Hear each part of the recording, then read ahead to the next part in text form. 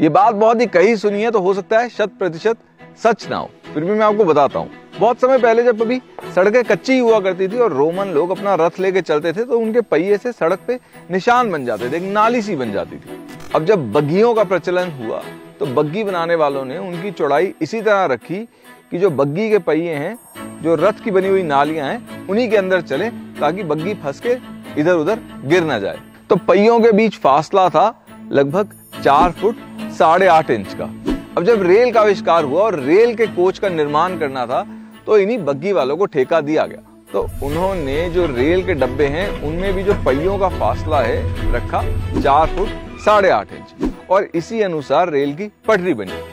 अब जब अमेरिका को रेल की आवश्यकता थी तो इंजीनियर यूरोप से बुलाए गए और उन्होंने रेल की पटरी की चौड़ाई वही रखी 4 फुट 8.5 इंच, और उसी के अनुसार रेल का निर्माण हुआ।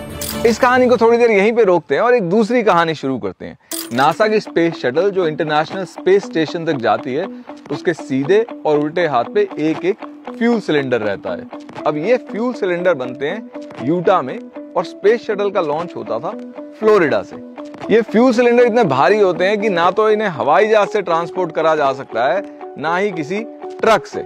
इनको ले जाने के 2 ही रास्ते हैं, या तो समुद्र या रेल। अब यूटा के आसपास कहीं कोई समुद्र है नहीं, तो जो एकमात्र रास्ता बचता था वो था रेल। अब यूटा और फ्लोरिडा के बीच में एक सुरंग आती है, तो जो फ्यूल सिलेंडर है वो सुरंग की चौड़ाई से ज्यादा चौड़ा नहीं हो सकता था, और फ्यूल सिलेंडर की चौड़ाई निर्धारित करती है कि उसमें कितना ईंधन आएगा, और इसीलिए स्पेस शटल कभी भी चांद तक नहीं पहुंच सकती थी। तो नासा के एक साइंटिस्ट को ये बात बहुत चुभी कि भाई स्पेस शटल चांद तक इसलिए नहीं पहुंच सकती क्योंकि सुरंग ज्यादा चौड़ी नहीं है। आखिर सुरंग ज्यादा चौड़ी क्यों नहीं है? तो उसने देखा भाई सुरंग चौड़ी है रेल के डब्बे के अनुसार, डब्बे बने हैं पटरी की चौड़ाई के अनुसार, पटरी की चौड़ाई आई बग्घी की चौड़ाई के अनुसार, बग्घी की चौड़ाई थी रथ के पहियों के निशान थे उनके अनुसार। तो अब बात आती है कि रथ के पहियों की चौड़ाई आखिर किस पर आधारित थी?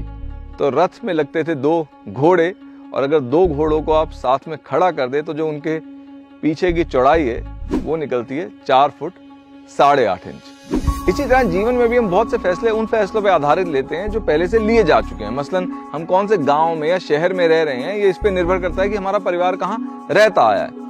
हम कौन सा करियर सेलेक्ट कर रहे हैं, ये इस पे निर्भर करता है कि घर में ज्यादा डॉक्टर हैं, इंजीनियर, वकील या सीए। और हो सकता है ये फैसले आपके लिए काम कर भी जाएं, पर अगर आपको लगता है कि इन फैसलों की वजह से आपका जीवन भी नासा की स्पेस शटल की तरह एक पॉइंट पे जाके अटक गया है, तो हो सकता है आपको भी कुछ ऐसे फैसले लेने पड़े जो आज तक आपके परिवार में किसी ने लिए नहीं है।